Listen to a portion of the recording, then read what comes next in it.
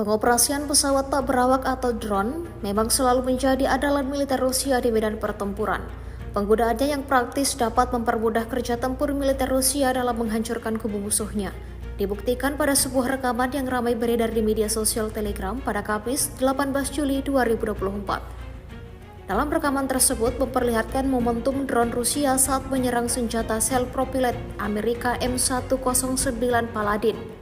Operator Lancet dengan jelas mengarahkan proyektil tempur ke posisi senjata self-propelled yang dioperasikan militer Ukraina.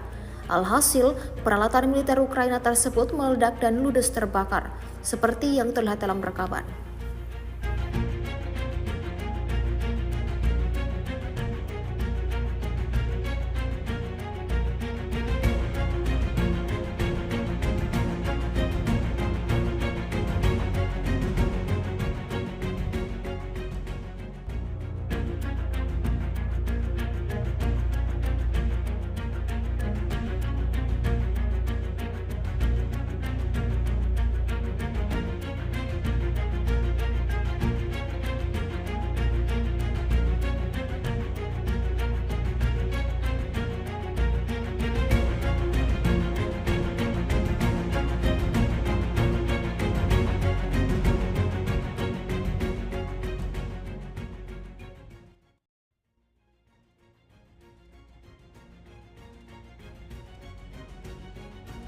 Download Tribun X sekarang, menghadirkan lokal menjadi Indonesia.